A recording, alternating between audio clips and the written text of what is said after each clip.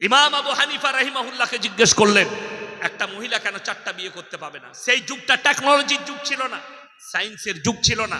তিনি পেরেশান, খানা খেতে বসেছেন বাড়িতে, পেরেশানির ভান চেহারায়। তিনার মেয়ে বললেন, আব্বু মনে হচ্ছে যেন আপনি কোনো টেনশনে আছেন। বললে, হ্যাঁ। মহিলারা প্রশ্ন করে যে উত্তর দিতে পারে। তিনি বললেন, আব্বা আপনি কালকে আমার কাছে পাঠান, আমি উত্তর দেবো। পারবে? হ্যাঁ, পাঠিয়ে দাও। তারপরের দিন মহিলারা এসছে, বলে চলে যাও আমার মেয়ের কাছে। যখন এলো বললে, তুমি কি আমাদের উত্তর দেবে? হ্যাঁ, বসে যাও, আমি দেব। রেওয়ায়েতে আছে প্রত্যেকজনের হাতে একটা করে কাটোরা দিলেন, বাটি। তোমরা পর্দার আড়ালে যাও, নিজের নিজের স্থান থেকে দুধ বের করে নিয়ে এসো। সমস্ত মহিলা দুধ বের করলেন। এরপরে বললেন, একটা ডিব্বার মধ্যে ঢালো। সব একটা পাত্রে ঢালা হলো, সমস্ত দুধগুলো মিক্স হয়ে গেল। এরপরে তিনি বললেন, তোমরা এরপরে এক কাজ করো, নিজের নিজের দুধগুলো বের করে নাও। সেই মহিলারা বললে, তুমি পাগল, এই দুধগুলো মিক্স হয়ে গেছে, কেমন করে বার করব? সেই যুগটা টেকনোলজির যুগ ছিল না। তিনি তখন বললেন, হে আমি পাগল নয়, তোমরা পাগল হয়ে গেছো। তোমরা যদি কেউ 4টা বিবি স্বামী গ্রহণ করতে চাও, তোমাদের মধ্যে আর জানোয়ারের মধ্যে কোনো ফারাক থাকবে না। যদি 4টা স্বামী গ্রহণ করো, বাচ্চাটা কার বীর্য থেকে হয়েছে, সমাজে দ্বন্দ্ব দাঁড়াবে আর লড়াই হবে। আর আল্লাহ ইনসানের পরিচয় দিয়েছে বাপের দ্বারা, আর জানোয়ারের পরিচয় দিয়েছে মায়ের দ্বারা। গুগল যাদের কাছে আছে, সেই যুবকটিকে বলবো গুগলটা সার্চ করো। লন্ডন, আমেরিকা, জাপান, জার্মান, উত্তর কোরিয়া, দক্ষিণ কোরিয়া, চাইনা, ব্রাজিল, অস্ট্রেলিয়া, স্পেন, যতগুলো বেঈমান কাফেরের দেশ আছে, বর্তমানে তারা তাদের পার্লামেন্টে পাস করিয়েছে। এরপর থেকে যতগুলো বাচ্চা চাইবে, তারা যদি ইচ্ছা করে, তারা মায়ের পরিচয়ে বাঁচতে পারবে। তার মানে তাদের মধ্যে আর জানোয়ারের মধ্যে কোনো ফারাক থাকবে না। ইহুদি আর নাসারারা ঠান্ডা মাথায় আপনার আমার সন্তানকে তারা কি করছে? জিনা করাচ্ছে। তারা নাম রেখেছে 14ই ফেব্রুয়ারি ভ্যালেন্টাইন ডে, কাজ হচ্ছে জিনা করা। তারা নাম রেখেছে রোজ ডে, কাজ হচ্ছে জিনা করা। তারা নাম রেখেছে চকলেট ডে, কাজ হচ্ছে জিনা করা। তারা নাম রেখেছে কিস ডে, কাজ হচ্ছে জিনা করা। এগুলো এক একটা জিনার রাস্তা। তারা ঠান্ডা মাথায় আপনার আমার সন্তানকে জিনায় লিপ্ত করছে। তারা নাম দিয়েছে প্রেম, রিলেশনশিপ, যেটা ইসলামী শরীয়তে হারাম। আজকে শিক্ষিত সমাজ, স্কুল কলেজ পড়ুয়ারা, সে বলছে আমি এখন রিলেশনশিপে আছি অমুক মেয়ের সাথে। আমার আগে বাবাজি বলছিলেন কোরআনের কথা, অনেকগুলো দামি দামি কথা বললেন। ওনার জুতো বোয়াবারও যোগ্যতা আমার নেই। পণ্ডিত, বিদ্বপ্ত আলেম পশ্চিমবাংলা। তো এই কোরআনে সব থেকে বেশি আল্লাহ আলোচনা করেছেন রসুলের সঙ্গে, সেটা হচ্ছে হযরতে মুসা নবী এবং ফিরাউনের কথা সব থেকে বেশি আলোচনা হয়েছে। তো ফিরাউন নিজের যুগে বলেছিল, আলা রাব্বুকুমুল আলা, আমি কিন্তু সর্বশ্রেষ্ঠ, আমি তোমাদের রব, আর আমার থেকে বড় শক্তিশালী পৃথিবীতে কেউ নেই।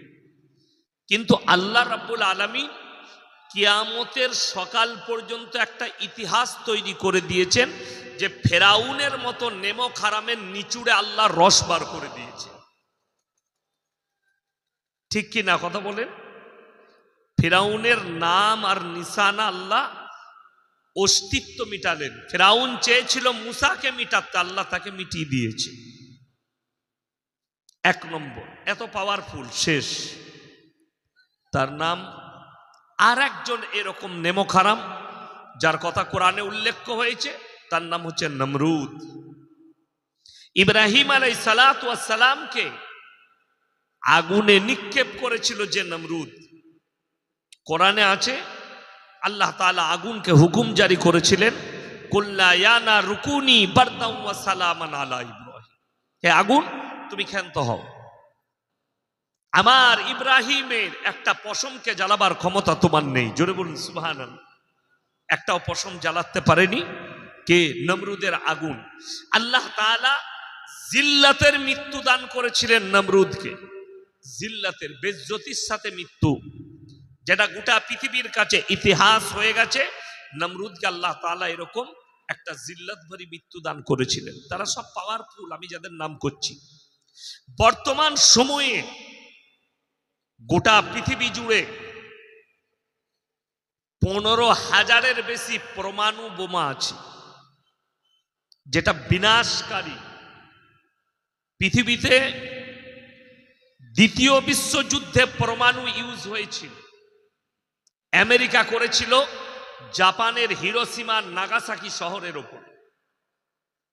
আজও পর্যন্ত এই হিরোশিমার নাগাসাকি দুটো শহরে জাপানের বাচ্চা পয়দা হলে পঙ্গু হয়।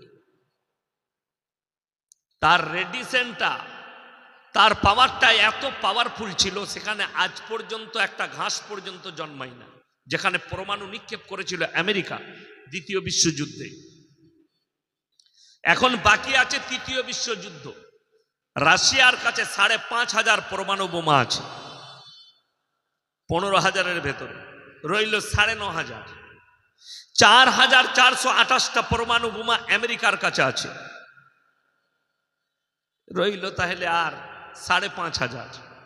চাইনার কাছে 350, ব্রিটেনের কাছে 250, ইসরায়েলের কাছে 90, ভারতের কাছে 167, পাকিস্তানের কাছে 175। এইভাবে বাকিটা ছড়িয়ে ছিটিয়ে আছে। বর্তমানে যার নাম সুপার পাওয়ার আমেরিকা, তার কাছে কয়েক লাখ সেনা আছে, কয়েক হাজার যুদ্ধ বিমান আছে, কয়েক হাজার ফাইটার জেট আছে, কয়েক হাজার মিসাইল, কয়েক লাখ মিসাইল আছে। তারপরও ক্যালিফোর্নিয়ার জঙ্গলে চিঙ্গারি লেগেছে, আগুন ধরেছে। লস অ্যাঞ্জেলেস পর্যন্ত, শহরতলি পর্যন্ত পৌঁছে গেল আগুন। 5 দিন পর্যন্ত 75,000 সেনা আগুন লিবানোর জন্য তারা সারা দিন 24 ঘন্টা লেগে আছে। 5 দিন পরে আমেরিকার মতো সুপার পাওয়ার দেশের ফোর্স, মিলিটারি হাঁটু গেড়ে দিয়েছে। তারা বলছে আমরা কুদরতি বালার কাছে হাঁটু গাড়লাম, এটা কুদরতি বালা, আগুন আমাদের নিয়ন্ত্রণের বাইরে। জোরে বলুন সুবহানাল্লাহ। তাহলে একটা সুপার পাওয়ারও দুর্বল আমার আল্লাহর কাছে। যেমন আপনাকে বলে দিই, যদি কেউ মনে করে আপনি যদি এখানে কোনো এমপি কে দাওয়াত দেন, কোনো এমএলএ কে দাওয়াত দেন, তার সাথে বডিগার্ড থাকবে না? থাকবে না? থাকবে। একটা এমপির Y+ বডিগার্ড, Y+ ক্যাটাগরির বডিগার্ড থাকে। দেশের যিনি প্রেসিডেন্ট, আমাদের দেশের যিনি প্রধানমন্ত্রীজি, তার কাছে বডিগার্ডের 3টে লেয়ার আছে। কটা লেয়ার বললাম? 3টে। নাম্বার 1 পার্সোনাল বডিগার্ড, যারা কেউ কি প্রধানমন্ত্রীজিকে টাচ করতে দেবে না। নাম্বার 2 ভারতের সব থেকে দামি বাহিনী, যাদের হাতে AK-47 আছে। সেকেন্ডের ভেতরে 47টা গুলি ছুড়বে আপনাকে, একটা সেনা। এরকম 20টা সেনা ঘিরে রেখেছে।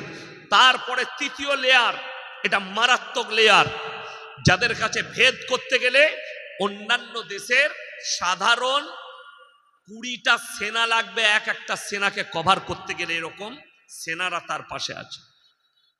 আল্লাহর কসম করে বলছি, গোটা পৃথিবীর সব থেকে দামি সেনা যদি তোমার কাছে বডিগার্ড হিসাবে রেখে দাও, তারপরও কেমন দুর্বল জানেন? মৃত্যু যদি মালাকুল মউত আসে, আটকাতে পারবে? জোরে একবার বলুন সুবহানাল্লাহ। মানুষ দুর্বল। যতই বডিগার্ড থাক, লোহার ঘরের মধ্যে যদি প্রবেশ করো, আল্লাহর কসম, তোমার মৃত্যুর সময় এলে মালাকুল মউত তোমার জান কবজ করবে। তুমি এইখানেই দুর্বল।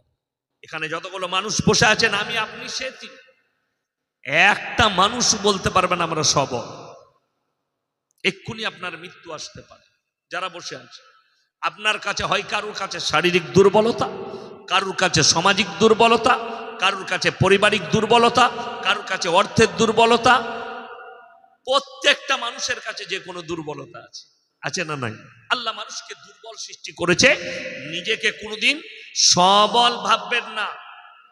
সবসময় আল্লাহর কাছে আমরা নিজেকে দুর্বল ভাববো। জোরে বলুন ইনশাআল্লাহ।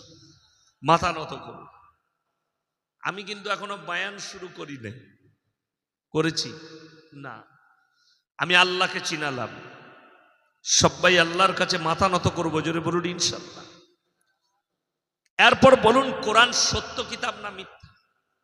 সত্য কিতাব। এটা আপনি বলেন আর না বলেন, পৃথিবীতে বড় বড় মুহাক্কিক উলামায়ে দ্বীন, মুহাদ্দিসি, শেখ মাশায়েখ সকলে দামি দামি কিতাব লিখেছেন। এশিয়া মহাদেশে সব থেকে বেশি যিনি কিতাব লিখেছেন একজন উলামায়ে দ্বীন, তিনি হচ্ছেন মোল্লা আলী মিয়া নদভী সাহেব রহমতুল্লাহ আলাইহি। 4000 কিতাব লিখেছেন, জোরে বলুন সুবহানাল্লাহ। নিজের জিন্দগিতে 4000। মোল্লা আলী মিয়া নদভী সাহেব রহমতুল্লাহ আলাইহি, যিনি নদওয়াতুল উলামা মাদ্রাসাটা তৈরি করেছিলেন, প্রতিষ্ঠাতা, আল্লাহ উনাকে জান্নাতি করুক, বলুন আমিন। উনার লেখা কিতাব মক্কা মদিনার ইউনিভার্সিটির সিলেবাসে আছে। এত বড় দামি আলেম ছিলেন। আরো বড় বড় মুহাক্কিক আলেমরা, কেউ 1000, কেউ 900, কেউ 500, কেউ 300, কেউ 200, কেউ 100 কিতাব লিখেছেন। পশ্চিমবাংলায় অনেক বিদ্বপ্ত আলেম আছে, আমার আব্বাজি অনেকগুলো কিতাব লিখেছেন। কিন্তু ইনারা শুধু লয়, আলেমরা নয়, বড় বড় মনীষী যিনারা কিতাব লিখেছেন, কেউ নিজের কিতাবের হেডিং এ লিখতে পারেনি আমার লেখার মধ্যে কোনো ভুল নেই। মাদ্রাসা থেকে একটা খালি কিতাব নিয়ে আসুন, যে কোনো মৌলবীর লেখা, তিনি খালি লিখেছেন ওপরে আমার লেখার মধ্যে ভুল নেই।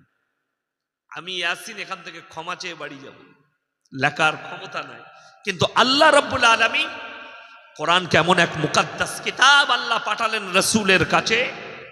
আল্লাহ তাআলা এই কোরআনের সূরা বাকারায় বললেন, জালিকাল কিতাবু লা রাইবা ফি, আমার এই কোরআনে বিন্দু মাত্র সন্দেহের কোনো অবকাশ নাই। জোরে বলুন সুবহানাল্লাহ। সন্দেহ অনেক দূরের কথা, সন্দেহের অবকাশটা পর্যন্ত এই কোরআনে নেই। আজকে আমি গাড়িতে আস্তে আস্তে শুনছিলাম, এক ভদ্র মানুষ, আমার ভালোবাসার লোক, আমাকে হোয়াটসঅ্যাপে পাঠিয়েছে, পশ্চিমবাংলার একটা অভদ্র নেমখারাম জানোয়ারের বাচ্চা নেতা, তার নাম হচ্ছে তন্ময় ভট্টাচার্য। দেখলাম এ হচ্ছে কমিউনিস্ট, সিপিএম এর নেতা, এরা নাস্তিক।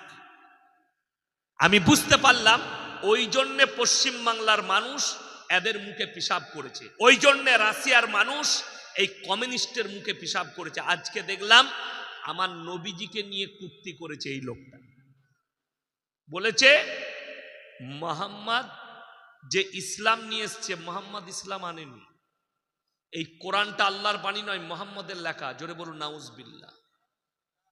এই হাদিসটা নবীজি লেখেননি, কোরআনটা নবীজি দেননি, এটা হচ্ছে তার ভাষা।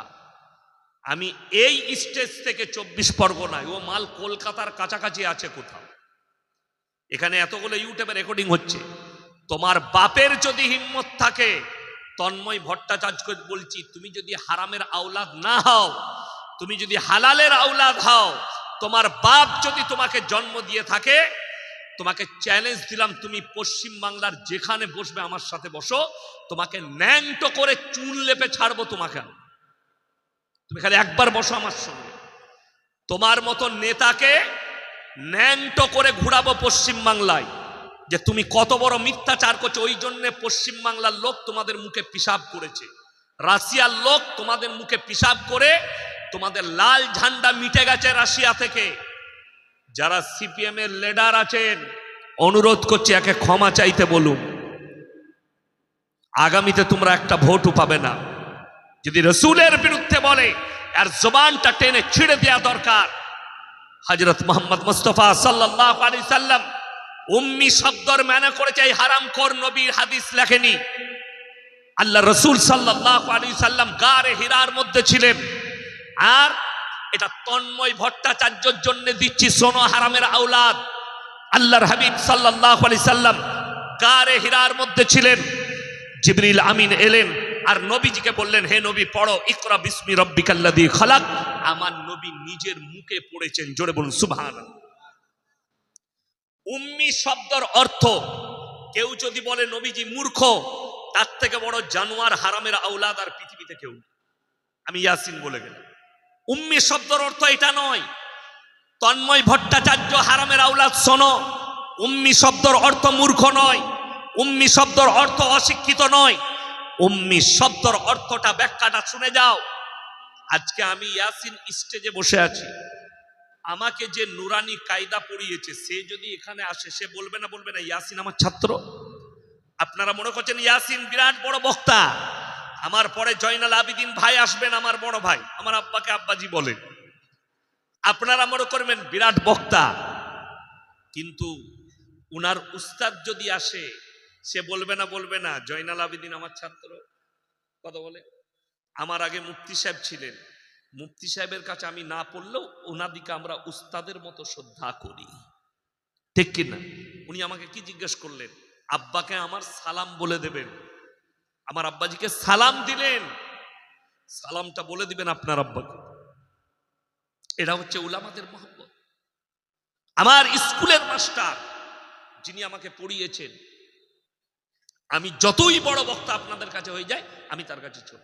আজ থেকে 10 বছর আগের কথা বলছি, আমি 18 বছর জলসার ময়দানে আছি। আমি আমার বর্ধমান টাউন থেকে বাসে চেপেছি,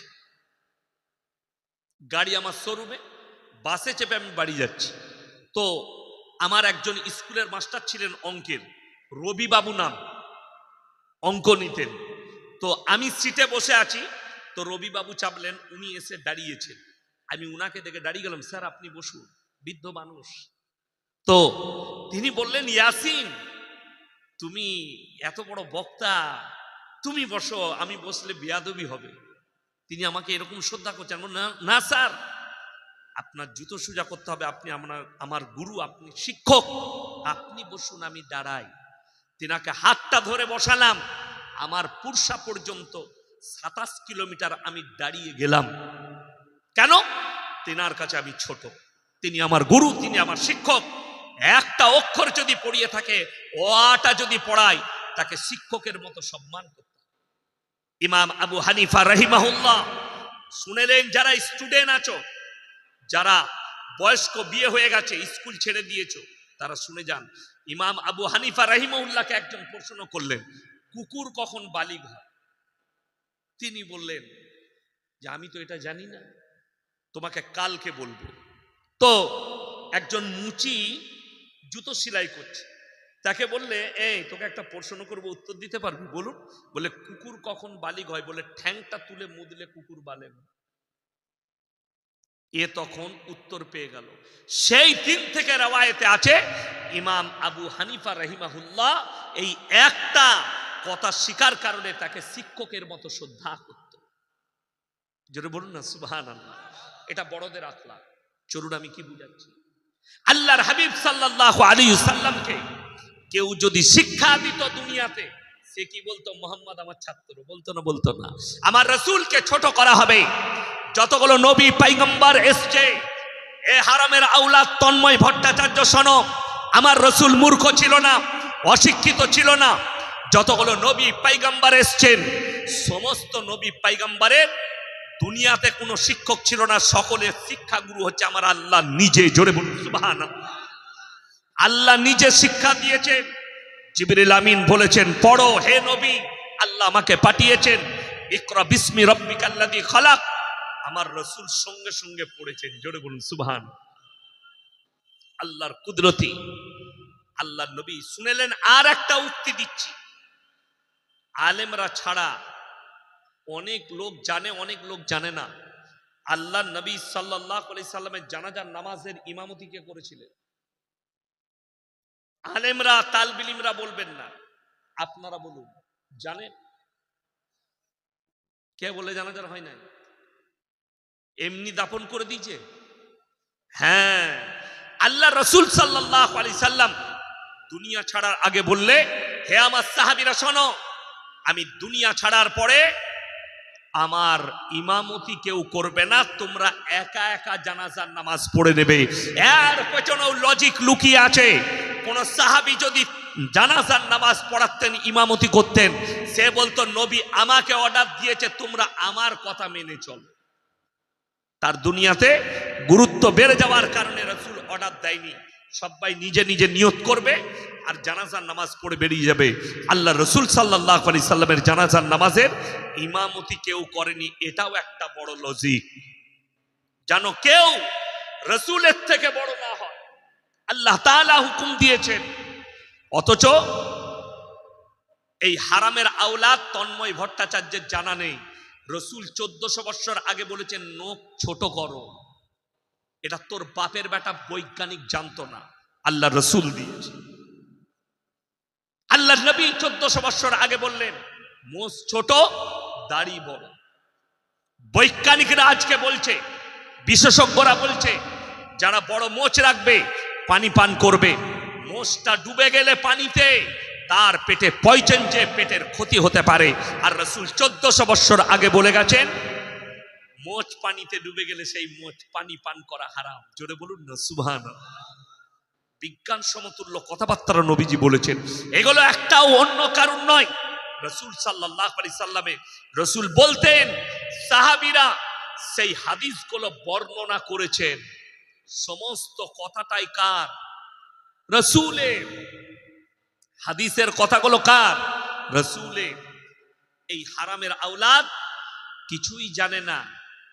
কোন হারামখোরের বই পড়ে এই ধরনের কথা বলেছে? তন্ময় ভট্টাচার্যকে আমি বলবো, যদি তোমার বাপ সত্যিকারই জন্ম দিয়ে থাকে, তুমি যদি হালালের আওলাদ হও, আমার সাথে একবার বসো, তোমাকে ন্যাংটো করে ছাড়বো আমি। কলকাতায় বসবে বসো, তুমি যদি বলো বর্ধমানে বসবে বসো, যদি আমার থানায় বসো, আমি আমার থানার বড়বাবুর সাথে পারমিশন লবো, প্রশাসন থাকবে, তোমার গায়ে কেউ হাত লাগাবে না। আমার মাদ্রাসায় প্যান্ডেল খেঁচিয়ে বসবো, তোমার গোটা পশ্চিম বাংলার চ্যানেলওয়ালারা থাকবে, লাইভ চলবে, সবাই দেখবে। কষ্টের বিষয় লাগে। দুটো মালকে জব্দ করেছি আমি, আর তৃতীয় নম্বরে পড়েছি। একটা ওই শরীফুল বলে আরামবাগে একটা টিভি খুলেছে, ওই হারামখোরকে জব্দ করেছি। আর একটা নাজিয়া ইলাই খান, এ হারামের আওলাদ চুপ করেছে। আর দেখছি আজকে আবার বলেছে। বড় কষ্ট কোথায় জানেন? কুকুর দুটো কন্ডিশনে চিল্লায়। কটা কন্ডিশনে বললাম? কটা? দুটো। যখন কুকুর পাগল হয়ে যায় তখন চিল্লিয়ে বেড়ায়। আর দ্বিতীয় নম্বর, মালিক যদি পেছনে দাঁড়িয়ে থাকে তখন চিল্লায়। সকালবেলায় উঠে কলকাতায় ধর্মতলায় যান, অনেক বড় লোকরা দেখবেন কুকুর নিয়ে মর্নিং ওয়াক করতে বেরোয় না, চেনটা ধরে থাকে। ওই কুকুরগুলো কিন্তু মানুষ দেখলেই কি করে? করে না। সে জানে মালিক আমার পেছনে আছে, আমাকে মারতে পারবে না। কিন্তু রাস্তার একটা সুস্থ মস্তিষ্কের কুকুর, সে চিল্লাবে না। কেন? সে জানে আমি যদি ভৌ করি, হয় পাথর মারবে, না হলে লাঠি দিয়ে আমাকে মারবে আমার মালিক। समझदारों के लिए इशारा काफी है। तुम्हारे पीछे तुम्हारा मालिक खड़ा है, इसीलिए भौंक रहे हो। या तो तुम पागल हो चुके हो, या तुम्हारे पीछे तुम्हारा मालिक खड़ा है। আমাদের দেশে ভাইরাল হতে পারবে জানেন কেউ যদি নবীজিকে গালি দেয়। আমাদের দেশে কোরআনকে গালি দিলে বডিগার্ড পাওয়া যায়, তা না হলে তসলিমা নাসরিনের মতো হারামের আওলাদ বাংলাদেশ থেকে এসে এইখানে জায়গা পেত। ওর থেকে বড় ঘুষপেটিয়া ভারতে কেউ নেই। ভারত সরকার ঠাঁই দিয়েছে তাকে। দুঃখ লাগে, আমার বেদনা লাগে যে প্রতিনিয়ত রাসূলের বিরুদ্ধে বলছে, কোরআনের বিরুদ্ধে বলছে। আর আমাদের দেশের কিছু শিক্ষিত লোক বলছে তসলিমা নাসরিন একজন ভালো লেখিকা, শিক্ষিত।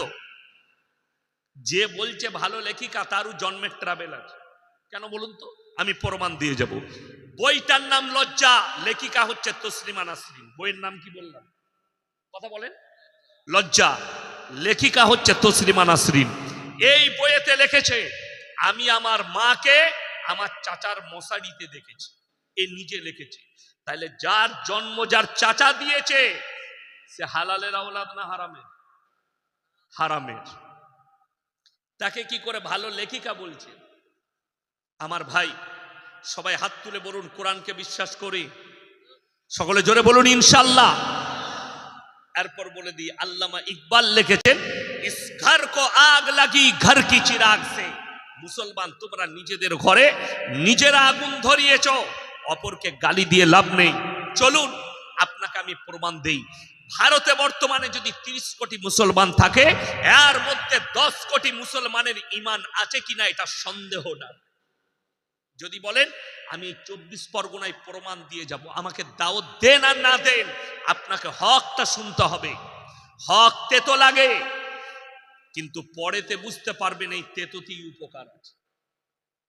কথা আমার কড়া, কথা আমার খুব তেতো, কিন্তু পরে রাত্রে শুয়ে ভাববেন, বুঝতে পারবেন এই তেতোটাই উপকারী। মিষ্টি কথাটার রস আছে, কিন্তু সুগার হয়ে যাবে, ক্ষতি আছে অতিরিক্ত খেলে।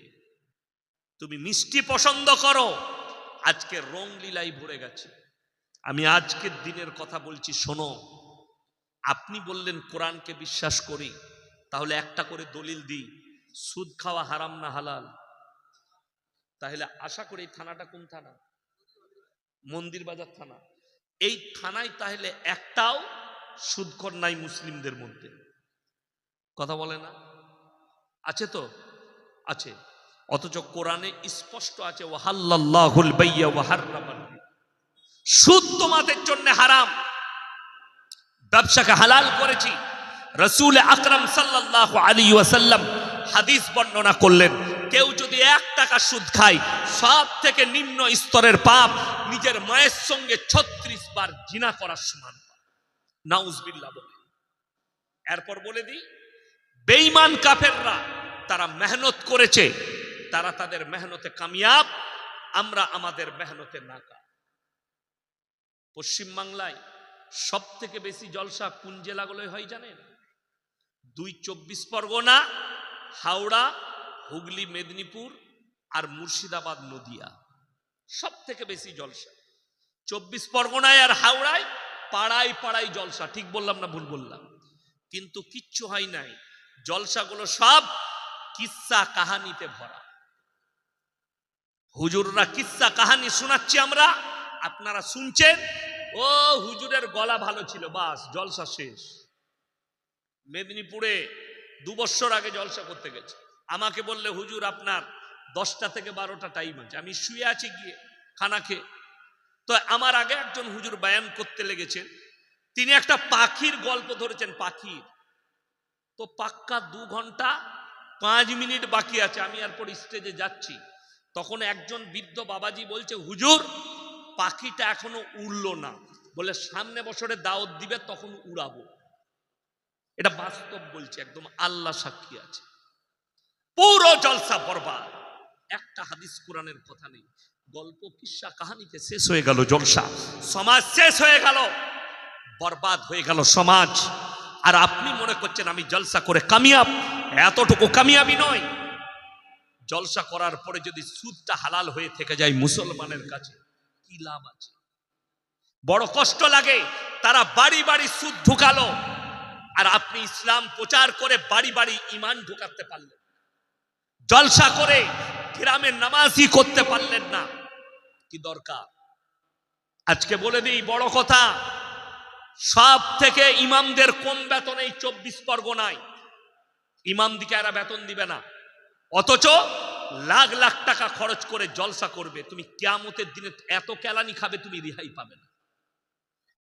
বক্তা চাইছে 25,000, ইয়াসিন সাহেব অগ্রিম অ্যাকাউন্টে ভরে দাও। অমুক বক্তা 30,000 অ্যাকাউন্টে ভরে দিচ্ছে, 3 লাখ 4 লাখ জলসায় খরচ করছে। আর বেচারা ইমাম সাহেব 24 ঘন্টা তোমার মসজিদে ডিউটি দেয়, 365 দিন ডিউটি দেয়।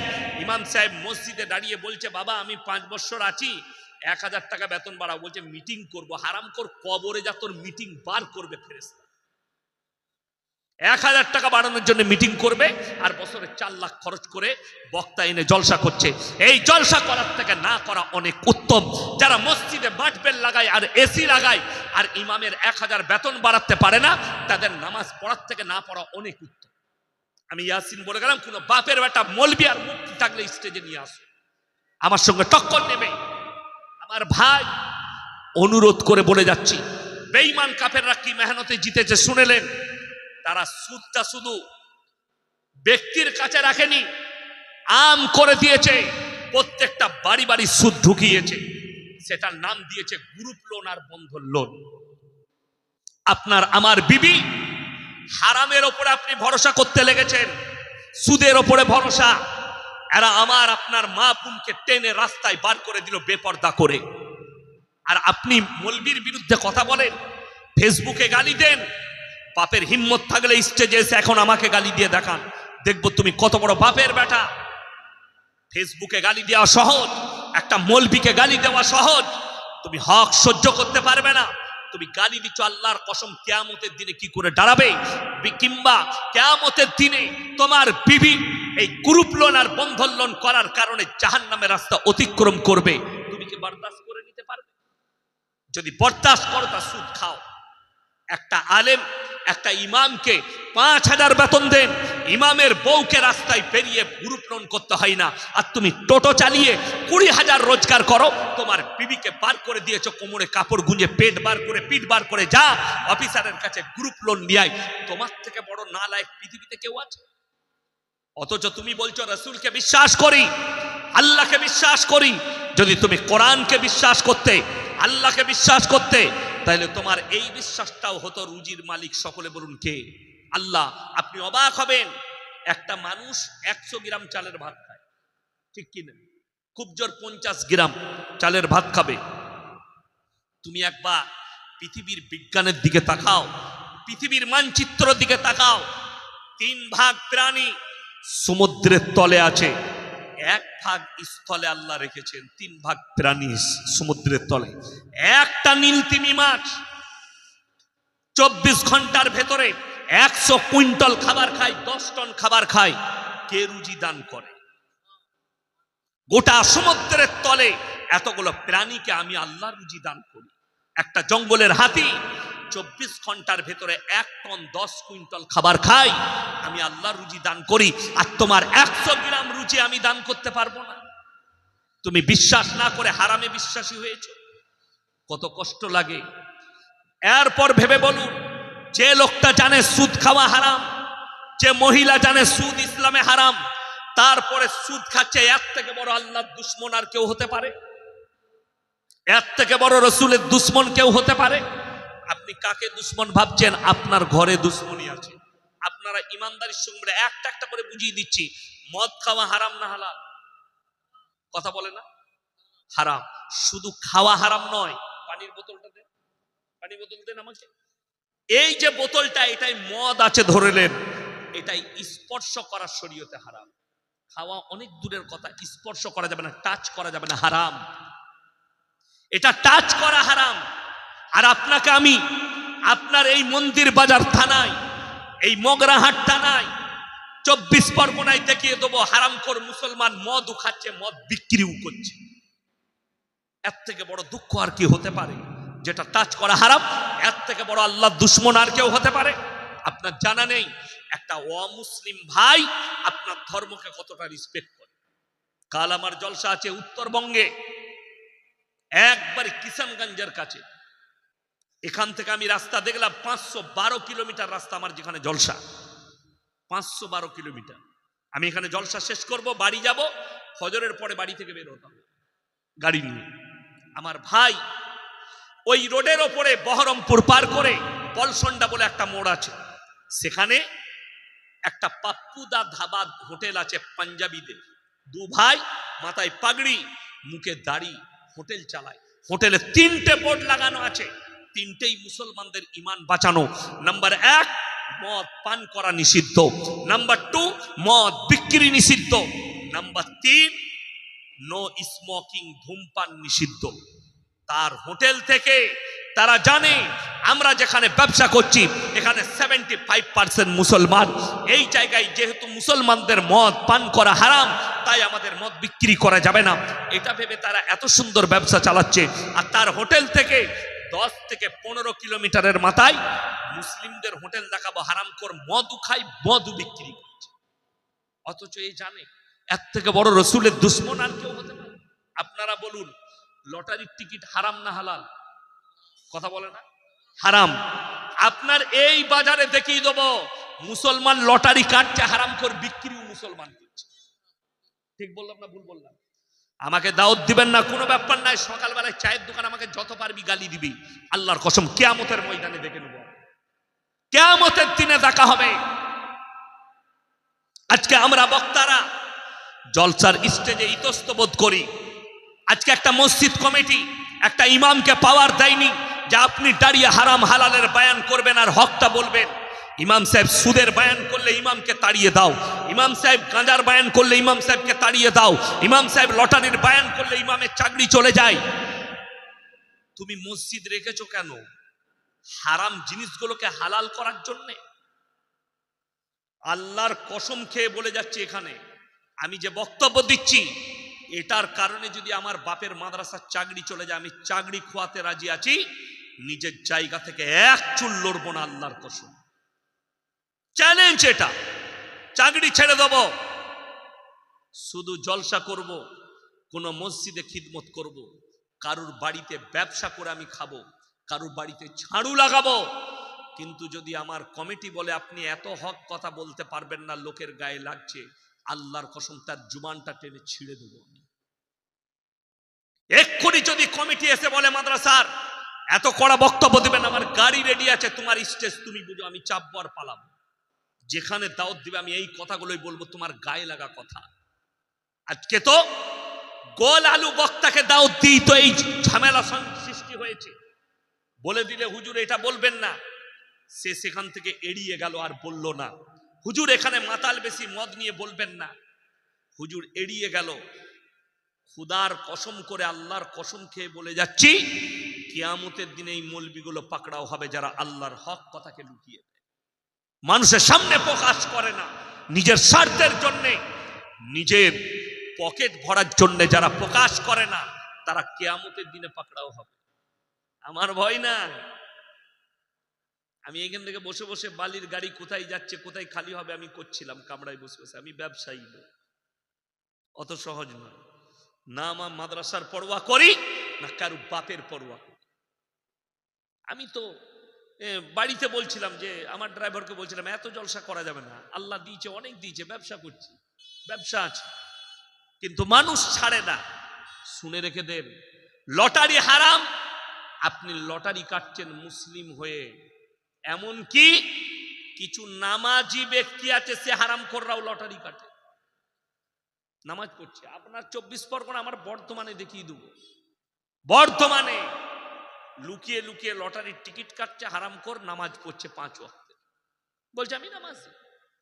তুমি আল্লাহর কাছে কি জবাব দেবে? হারাম জিনিস, হারামের উপরে ভরসা।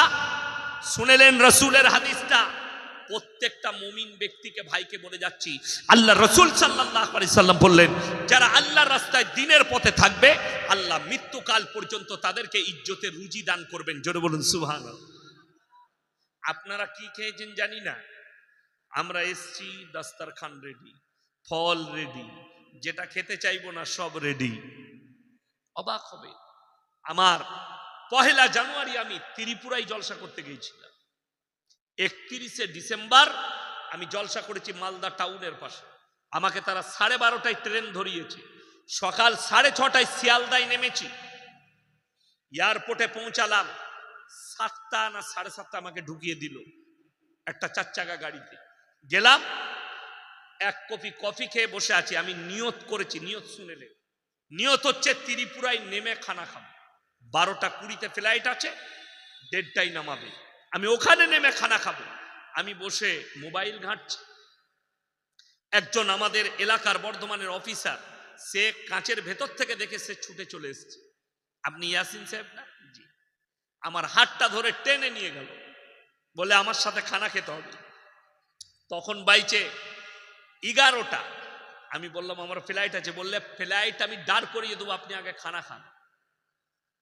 আমি আল্লাহকে বললাম, আল্লাহ ইজ্জতের মালিক তুমি, কোটি টাকা ব্যালেন্স নেই আমাদের কাছে, 1000 কোটির ব্যালেন্স নেই, কিন্তু আল্লাহ ইজ্জতের দস্তরখানটা আমাদের সামনে দেয়। একটা ইমামের দস্তরখান, পৃথিবীর কোন দামি লোকের দস্তরখান এত ভালো হবে না। তার কারণ আল্লাহর রাস্তা। আপনারা কি মনে করেছেন রুজি মানে প্রত্যেকদিন খাসির মাংস আর মুরগির মাংস খেতে হবে?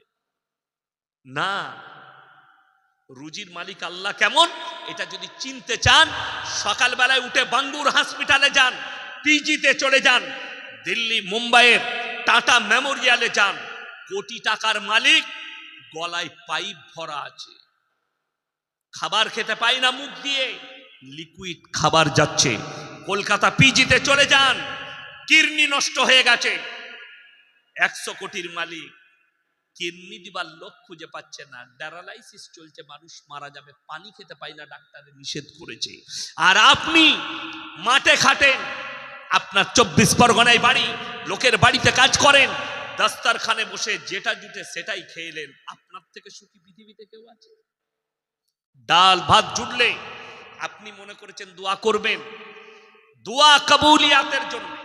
বাবাজি দোয়া করে গেলেন, মুফতি সাহেব আপনারা আমিন আমিন করলেন, কিন্তু জানা আছে একবারও মুফতি সাহেবকে জিজ্ঞেস করেছেন, কোন আলেমকে, তোমার ইমামকে, যে আমি যে দোয়া করি আপনার পেছনে হাত তুলে দোয়া করব?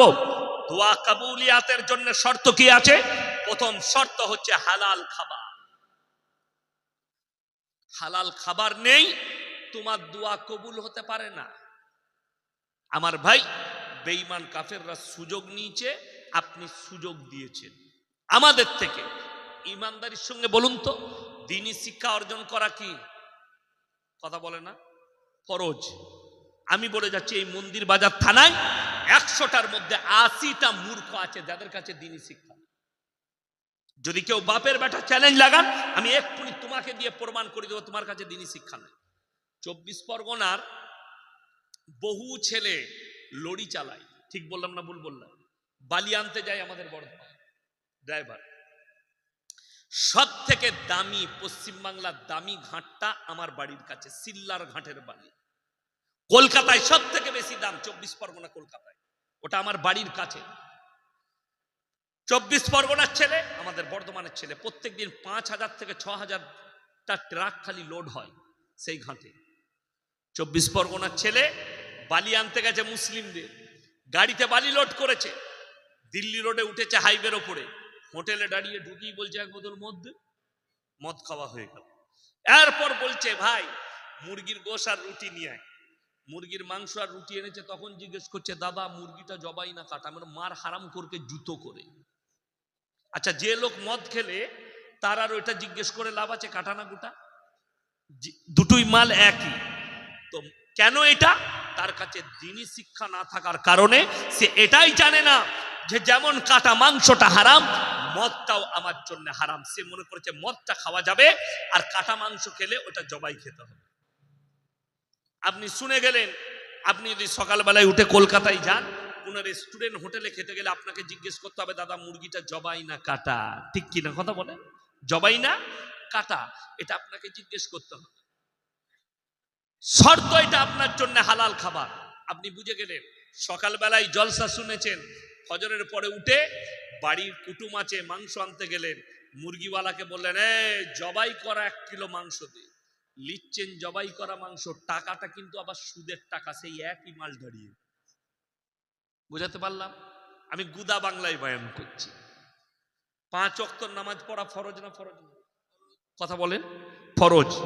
আমি চ্যালেঞ্জ ছুড়ে বললাম, গোটা 24 পরগনা নয়, গোটা পশ্চিম বাংলায় 100টা মুসলমানের মধ্যে 80টা বেনামাজি। ঠিক বললাম না ভুল বললাম? 5 ওয়াক্তের নামাজ পড়ে না, অথচ রাসূল বলেছেন যার নামাজ নেই তার মধ্যে ইসলাম নেই। আমাদের দেশের কিছু পণ্ডিত লোক আছে, শিয়াল পণ্ডিত, জানে? শিয়াল পণ্ডিত নয়, তারা কি বলে, নামাজ না পড়তে পারি, গ্রামে আমি ভালো লোক আছি। এ মাল আছে না? নয়, নামাজ পড়ি না কিন্তু গ্রামের মধ্যে আমি ভালো লোক, বাকি কেউ ভালো নয়। এরকম গাদা লোক আছে। তাদের উদ্দেশ্যে বলছি, আমার আল্লাহ রাব্বুল আলামিন তাদের জন্য কোরআনে মারাত্মক নসিহত করলেন। হে আমার নবী বলে দাও, যারা বলে আমরা নামাজ না পড়তে পারি, রোজা না রাখতে পারি, আমরাই ভালো লোক, কিয়ামতের দিনে একটা রাস্তায় জান্নাতীরা প্রবেশ করবে আর একটা রাস্তায় জাহান্নামীরা। জান্নাতীরা জাহান্নামীদেরকে বলবে ফি জান্নাতি ইয়াতাসাআলুনা আনিল মুজরিমিনা মা সালাকাকুম ফি সাকার, তোমরা কেন জাহান্নামে যাচ্ছ? তোমরা বলতে আমরা ভালো লোক, তোমরা ভদ্র লোক, আজকে তোমরা কেন জাহান্নামে যাচ্ছ? তাদের 1 নম্বর উত্তর হবে ক্বালু লাম নাকু মিনাল মুসাল্লিন, আমরা নামাজি মুসল্লিদের মধ্যে ছিলাম না, তাই আল্লাহ আমাদেরকে জাহান্নামে পাঠিয়েছে। তারা অঝরে চোখের পানি ফেলাবে আর তারা উত্তর দেবে ক্বালু লাম নাকু মিনাল মুসাল্লিন, আমরা মুসল্লিদের মধ্যে ছিলাম না, তাই আল্লাহ আমাদেরকে জাহান্নামে পাঠিয়েছে। ওয়ালাম নাকু নুতিমুল মিসকিন, আর আমরা মিসকিনকে খানা খাওয়াইতাম না, তাই আল্লাহ আমাদেরকে জাহান্নামে পাঠিয়েছেন।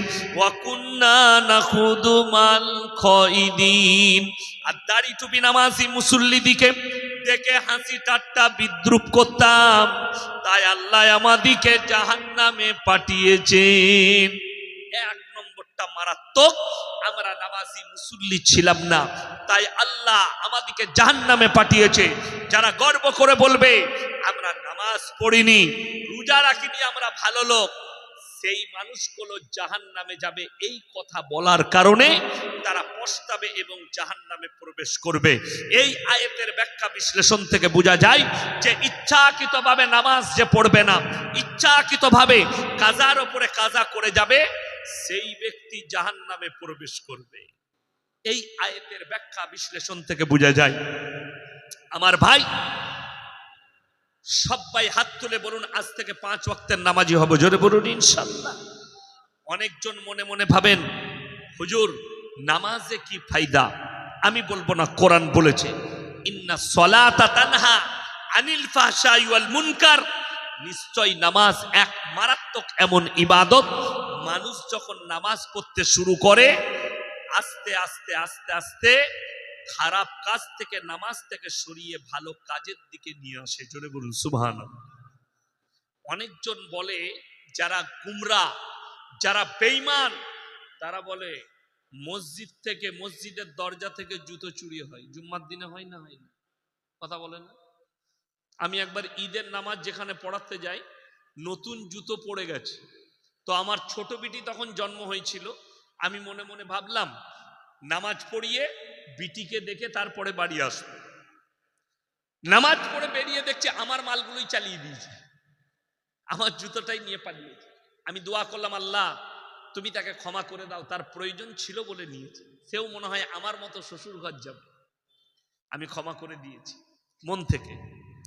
দেখুন, নামাজি কখনো চোর নয়, চোর নামাজি সেজে যায়। এইটা মাথায় রাখবেন।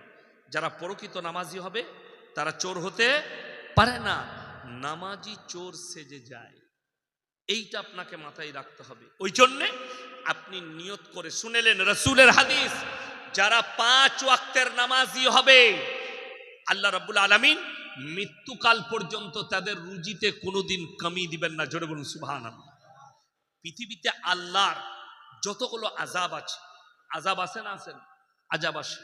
এই ক্যালিফোর্নিয়ায় আগুন ধরা, শুধু ওইখানে আগুন ধরা, ওই আগুন ধরাতে মানুষ কিছু পুড়ে মারা গেছে আলাদা, কিন্তু শুনেলেন সব থেকে বড় ক্ষতি যেটা অর্থের, বড় বড় বিল্ডিং পুড়ে নেমে গেছে। ওখানে সব থেকে দামি বিল্ডিং যেটা পুড়েছে, একটা হলিউডের অ্যাক্টরের, সেই বাড়িটার কিমাত, সেই বাড়িটার খরচ হচ্ছে ভারতের মুদ্রায় 12,000 কোটি। কত বললাম? 12,000 কোটি। এত টাকা খরচের বাড়ি পুড়ে নেমে গেছে। আল্লাহর যতগুলো আযাব আছে, সব থেকে মারাত্মক আযাব হচ্ছে অভাব। সব থেকে মারাত্মক আযাব কি বললাম? অভাব। বলে দিই কেমন। আং সান সুকি সরকার মায়ানমারে রোহিঙ্গা মুসলিমদের ওপরে যখন বুলডোজার চালালো, রোহিঙ্গারা বাংলাদেশে আশ্রয় শিবিরে এসে পালিয়ে, তারা বাংলাদেশে এসে ঢুকলো, তারা আশ্রয় শিবিরে আছে। সেখানে থাকতে থাকতে সেখানকার একটা ভদ্র মহিলা বোরকা পরে সে সাক্ষাৎকার দিচ্ছে। অভাব কত বড় জিনিস শুনেলেন। বললে, অভাবের জন্যে আমার ছেলে মেয়েদের পেটে মুখে খাবার তুলে দিবার জন্যে আমরা দেহ পর্যন্ত বিক্রি করেছি। চোখের পানি ফেলিয়ে বলছে। ফিলিস্তিন গাজায় গোলা বারুদ চলেছে, ৭৫,০০০ লোক মারা গেছে 1 বছরে, তার মধ্যে ৩৫,০০০ খালি শিশু মারা গেছে। একজন মা সাক্ষাৎকার দিচ্ছে, তার চারিদিকে 3টে বাচ্চা, 2টো মেয়ে, একটা বেটা বাচ্চা। সেই মেয়েটার গোটা পরিবার শেষ। ধন সম্পদ শেষ। রিপোর্টারওয়ালা জিজ্ঞেস করছে, আপনার কি কেউ নেই, আপনার কাছে খাবার নেই? সে কি উত্তর দিল জানেন? আজকে 7 দিন পানি খেয়ে আছি, আমার এই বাচ্চাগুলোর মুখে কোনো খাবার নেই, বাচ্চা কাঁদছে। যদি আল্লাহ মানুষের মাংস হালাল করত, আমি মা আমার শরীরের মাংসগুলো কেটে রান্না করে আমার বাচ্চাদিকে খাইয়ে দিতাম। অভাব এত বড় মারাত্মক জিনিস, চোখের পানি ফেলান। আল্লাহ আপনাকে অভাব দেয়নি, আল্লাহকে ভুলবেন না। কিয়ামতের আলামতের মধ্যে মারাত্মক আলামত আল্লাহ রাসূল সাল্লাল্লাহু আলাইহি সাল্লাম বললেন, বর্বরতার যুগের পাপগুলো মডেলিং হয়ে ফিরে চলে আসবে। আজকে চলে এসছে। ভারতের সুপ্রিম কোর্ট রায় দিয়েছে সমকামীর, ভারতের সমকামী লিগেল। ভারতের সুপ্রিম কোর্ট রায় দিয়েছে এই ভারতবর্ষে পরকীয়া লিগেল। আপনাকে আমাকে আমাদের ঈমান বাঁচাতে হবে। এই সমকামী, বিশেষ করে এই সমকামীতে লিপ্ত হচ্ছে কোনো মূর্খ ছেলে নয়, চাষিবাসী নয়, মাদ্রাসার তালবিলিম নয়, বিশেষ করে স্কুল কলেজ ইউনিভার্সিটির শিক্ষিত সমাজ এই সমকামীতে লিপ্ত হচ্ছে। এই পাপ আজকের যুগের পাপ নয়, রসুলের যুগের পাপ নয়। এই পাপ হযরতে মুসা নবীর যুগের নয়, হযরতে ঈসা নবীর যুগের নয়, হযরতে ইউসুফ নবীর যুগের নয়, হযরতে ইব্রাহিম নবীর যুগের নয়। এই পাপ হচ্ছে হযরতে লূত নবীর কওমের পাপ। আল্লাহ রাব্বুল আলামিন রুটির মতো পাল্টিয়েছে লূত নবীর কওমকে। রিওয়ায়েতে আছে, তোমরা পৃথিবীর ম্যাপ খুলে দেখো, বৈজ্ঞানিকরা নাম রেখেছে ওই সাগরের মরা সাগর, যেখানে লূত নবীর কওমকে পাল্টানো হয়েছিল, যেখানে একটা পোকা মাকড় পর্যন্ত জন্মায় না, তারা এতটা অভিশপ্ত। আল্লাহ রাব্বুল আলামিন কোরআনে লাকির টেনে দিলেন, 2 জন নবীর বিবিকে জাহান্নামে দেব। তার মধ্যে একটা হযরতে নূহ নবী আর একটা হচ্ছে হযরতে লূত নবী। এই 2 জনের বিবিকে আল্লাহ জাহান্নামে দিবেন। কেন? আমার মায়েরা বোনেরা ভালো করে শুনবেন। মারাত্মক 3টে অপরাধ এই 2 জনের স্ত্রীর। নাম্বার 1, আল্লাহকে বিশ্বাস না করা।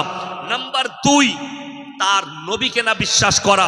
নাম্বার 3, মারাত্মক অপরাধ হচ্ছে স্বামীর অবাধ্যতা করা।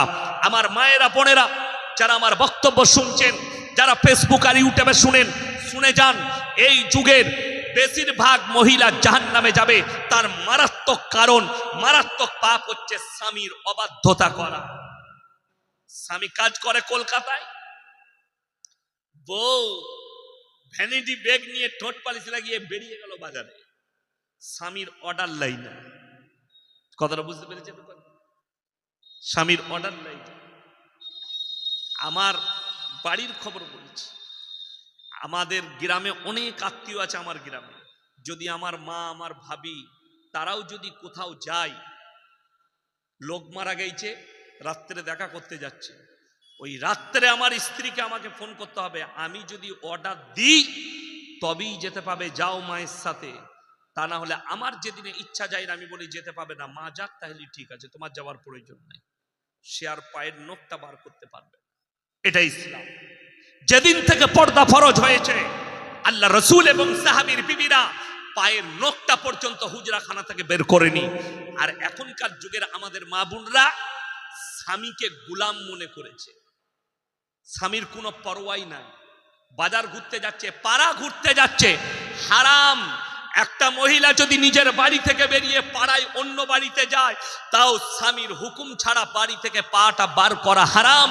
আর কোনো মহিলা যদি বলে আমি আমার স্বামীর পরোয়া করি না, তো তুমি রেডি হও, তাহাজ্জুদের নামাজ পড়লেও তুমি জাহান্নামে যাবে, এটা চ্যালেঞ্জ দিলাম। মারাত্মক অপরাধ। লূত নবীর বিবি, সে বলেছে আমরা সমকামিতে লিপ্ত, আমার বাপ দাদারা এই আমল করেছে, এখান থেকে কি করে সরব? আল্লাহ তাআলা কোরআনে লাকির টেনে দিলেন, লূত নবীর বিবি জাহান্নামে যাবে। কোরআনের আয়াত, দারাবাল্লাহু মাসালাল লিল্লাযীনা কাফারু ইমরাআতান নূহিন ওয়া ইমরাআতা লূত কানাতা তাহতা আবদাইনি মিন ইবাদিনা সালিহাইনি ফাকানাতাহুমা ফালাম ইউগনিয়ানহুমা মিনাল্লাহি শাইয়্যা ওয়া কিলা আদখুলান নারা মা'আদ দাখিলিন। আমার 2 জন উলুল আযম নবী, হাবিব পয়গম্বর নূহ নবী আর লূত নবী, 2 জনের বিবিকে জাহান্নামে দেব, তারা আটকাতে পারবে না। নবী হওয়ার পরেও তারা আটকাতে পারবে না। কিয়ামতের দিনে নবীরা চুপ করে দাঁড়িয়ে থাকবে, তাদের বিবিরা জাহান্নামে যাবে। কোরআনে আছে, আল্লাহ হযরতে আসিয়া ফিরাউনের বিবি জান্নাতি, ফিরাউন জাহান্নামী। স্বামীর জন্য একটা কথা বলারও সুযোগ পাবে না। কে? হযরতে আসিয়া। এই দুজন নবী নিজের স্ত্রীর জন্য এতটুকু কথা বলার সুযোগ পাবে না। আল্লাহ তাআলা ইব্রাহিম আলাইহিস সালাতু ওয়াস সালামকে বলেছিলেন তোমার আব্বাজানকে দাউদ দাও। ইব্রাহিম নবী দাউদ দিয়েছিলেন। ইস ক্বালা লি আবিহি ইয়া আবাতি লিমা তা'বুদু মা লা ইয়াসমাউ ওয়া লা ইউবসিরু ওয়া লা ইউগনি আনকা শাইয়্যা। হে আমার আব্বাজান, আপনি কাদের উপাসনা করছেন? যারা হাত পা নাড়তে পারে না, কথা বলতে পারে না, নিজস্ব কোনো যোগ্যতা নেই, এগুলোকে ছুঁড়ে ফেলুন। এটা শয়তানের রাস্তা। আমার আল্লাহকে বিশ্বাস করুন।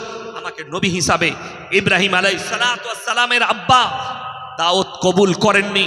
রিওয়ায়েতে আছে কিয়ামতের দিনে ইব্রাহিম নবী আল্লাহকে বলবেন, ওগো আল্লাহ, আমি আমার আব্বার জন্য একটু আবেদন করতে চাই। আল্লাহ বলবেন, হে আমার ইব্রাহিম, স্মরণ করো, তুমি দুটো পায়ের মধ্যে লক্ষ্য করো। ইব্রাহিম নবীর বাপ, রিওয়ায়েতে আছে, বীর্য আকারে রক্ততে লুটোপুটি খাবে। আল্লাহ অনুরোধ গ্রহণ করবেন না। আপনি ভেবে দেখুন, যদি নবীদের অনুরোধ না রাখা হয়, আমার মতো ফুটো মলবি তোমার লেগে দোয়া করলে আমার অনুরোধ কি করে রাখা হবে? তুমি পাপের সাগরে ডুবে থাকবে আর নিয়ত করেছো হুজুর আছে দোয়া করে দিবে। তোর হুজুর মার খাবে, তুইও খাবি। তুই রেডি থাক, পাপের সাগরে ডুবে থাকবে। সবাই একবার আমার সঙ্গে বলুন, আস্তাগফিরুল্লাহ আল্লাযী লা ইলাহা ইল্লা হুয়াল হাইয়ুল কাইয়্যুম ওয়া আতুবু ইলাইহি। এই সমকামী পাপ মারাত্মক পাপ। লূত নবীর কওমে এখন মডেলিং হয়ে ফিরে এসেছে। যারা বলছে এটা আল্লাহর সৃষ্টি, বলে দিই, যতগুলো সমকামী আছে, এদিকে যদি কোনো আইল্যান্ডকে ভাড়া করে সেখানে 10 বছর রাখা হয়, 10 বছর পরে এদের সবকিছু বিলুপ্ত হয়ে যাবে। কেন? পুরুষে পুরুষে বিয়ে করলে ছেলে হবে? কথা বলে না। নারীতে নারীতে বিয়ে করলে ছেলে হবে? এইটাই হচ্ছে সমকামী। ভারত রায় দিয়েছে পরকীয়া লিগেল। পৃথিবীর যারা আলেম উলামা আছেন তারা জানেন, বর্তমানে পৃথিবীর যিনি সব থেকে বড় মুফতি, তিনি হচ্ছেন মুফতি তাকি উসমানী, পাকিস্তান। এবং তিনি যাত্রার ছেলে নয়, মুফতি শফি সাহেব রহমতুল্লাহ আলাইহির ছেলে, যিনি তাফসিরে মারিফুল কোরআন লিখেছেন। তিনার সন্তান এখন সব থেকে বড় পাকিস্তানের জাস্টিস। তিনি একটা কনফারেন্সে বক্তব্য রাখলেন, যতগুলো শ্রোতা বসেছিল সবারই চোখ দিয়ে পানি। তিনি বললেন, কিয়ামত সে পहले पूरे आलम में, पूरे दुनिया में हराम औलादों से भर जाए। পুরে দুনিয়ায় হারাম আওলাদে ভরে যাবে। কি করে হারাম আওলাদ গুলো প্রমোট হবে? শুনে রেখে দেন। আজকে যে আমি জলসা করতে এসেছি, আমাকে যদি ইনি জিজ্ঞেস করেন আপনি কে, আমি আমার বাপের নাম বলবো না, মায়ের বাপের। আমি মোল্লা শওকত আলী মাজাহিরির ছেলে, আমি আমার বাপের নাম বলবো। আমি যদি ইনাকে জিজ্ঞেস করি আপনি কে, ইনি বাপের নাম বলবেন না মায়ের? বাপের। বাবা যদি মারা যায় তাও বলবে আমি মৃত অমুকের ছেলে, ঠিক কিনা? আপনাদের এখানে ছাগল আছে না? ছাগলের ছানা হলে পাঁঠার ছানা বলেন না? ছাগলের গায়ের বাচ্চা হলে ষাঁড়ের বাচ্চা বলেন না? গায়ের বাচ্চা। মারাত্মক আল্লাহ পার্থক্য দিয়েছে। ইনসান আর জানোয়ারের ফারাকটা শুনেলেন। আল্লাহ ইনসানের পরিচয় ঘটিয়েছে বাপের দ্বারা, আর জানোয়ারের পরিচয় ঘটিয়েছে মায়ের দ্বারা। একটা জানোয়ার, একটা ছাগল মাঠে চড়তে যাবে, 5টা পাঁঠা তার সাথে মিলামিশা করতে পারে। কার বীর্য থেকে বাচ্চা হয়েছে এটা আল্লাহ ছাড়া কেউ জানে না। একটা গাই মাঠে যাবে, 5টা ষাঁড় মিলামিশা করতে পারে। কার বীর্য থেকে বাচ্চা হলো আমার আল্লাহ ছাড়া কেউ জানে না। ইমামে আজম আবু হানিফা রাহিমাহুল্লাহ, তাকে একদল মহিলা এসে পর্দায় দাঁড়িয়ে প্রশ্ন ছুড়লেন, হে যুগের ইমাম, আপনি বলুন, একটা পুরুষ ইসলামী শরীয়তে 4টা বিয়ে করতে পারে না? আচ্ছা, এখন কিছু আমার অমুসলিম ভাই, তাদের প্রশ্ন, মুসলমানরা 4টা করে বউ রাখে, করছে না? করেনি? দিল্লিতে দাঁড়িয়ে, মুম্বাইয়ে দাঁড়িয়ে, উত্তরপ্রদেশে দাঁড়িয়ে, আসামের মুখ্যমন্ত্রী তো তিনি তো ডাইরেক্ট বলেছেন মিডিয়ার সামনে, মুসলমান 4 বিবিয়া রাখতে, ইসকে উপর भी कानून होनी चाहिए। 4টা বউ কার কার আছে? আপনার কটা বউ? একটা। বুঝু একটা, আমারও একটাই। আচ্ছা, 4টা বউ কার আছে হাত তুলেন তো। একটাতেই ঝামেলা শেষ নাই। দিল্লি কা লাড্ডু, जो खाएगा वो भी पछताएगा, जो ना खाएगा वो भी पछताएगा। যাদের বিয়ে হয়নি তাদের খালি মনে মনে হচ্ছে কবে হবে আমার মেয়ে না, আর আমাদের যাদের হয়েছে আমরা জানি কি ঝামেলা। কিন্তু শুনেলেন ইসলামে 4টা বিয়ে করা জায়েজ আছে। আল্লাহর কসম খেয়ে বলছি, এই কোরআনকে আল্লাহ অবতীর্ণ করেছেন, গোটা পৃথিবীর বায়োডেটা আল্লাহ কোরআনে ঢুকিয়ে দিয়েছেন। জোরে বলুন সুবহানাল্লাহ। মানুষ কতদূর পাপ করবে, কতদূর ছুটবে কিয়ামত পর্যন্ত, আমার আল্লাহ সব জানেন না? জানেন না? আমার আল্লাহ ভবিষ্যৎ জানেন। আল্লাহ কোরআনকে ওইভাবে অবতীর্ণ করেছে। তোমার স্ত্রী যদি বন্দা হয়, শুনে রেখে দেন, আপনারা বলবেন আলেম উলামা ছাড়া কেউ যদি দ্বিতীয় বউ করতে যায়, বিয়ে করতে যায়, বউয়ের কাছে হুকুম দিতে হবে না? হবে না? হবে। আচ্ছা শুনে, এরকম ভালো বউ কারো আছে রাতের বেলায় গিয়ে বলবেন আমি কালকে আর একটা বিয়ে খাবো, তোমাকে চুমু খাবে না, ঝাঁটা করে মারবে? বড় কষ্ট। তোমরা তো দূরের কথা, আমাদের হুজুরের বউরাও পিটাবে আর একটা বিয়ে করবো বলবে। বিবির কাছে হুকুম নিবার প্রয়োজন নাই।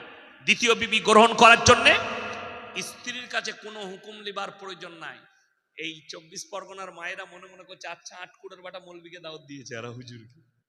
আর অনেকজন মনে মনে করছে ভালো হুজুর এনেছি, কালকে সকালে দীপালিকে বিয়ে করবো, তুইও মার খাবি আমিও খাবো। অত সহজ নয়। বাধাটা স্ত্রীর কাছে নয়, শরীয়তে বাধা যেখানে আছে শুনে নাও। তুমি যদি দ্বিতীয় স্ত্রী গ্রহণ করতে চাও, তোমার দিলকে জিজ্ঞেস করো, তুমি যদি দুটো বিবিকে সমান চোখে না দেখতে পারো, তোমার জন্য একটাই বিবি যথেষ্ট। যদি বলুন সুবহানাল্লাহ। ইসলাম কেন 4টা রেখেছে? তোমার স্ত্রী যদি বন্দা হয়, বাচ্চা না হয়, বংশ বিস্তারের জন্য তুমি দ্বিতীয় স্ত্রী গ্রহণ করবে।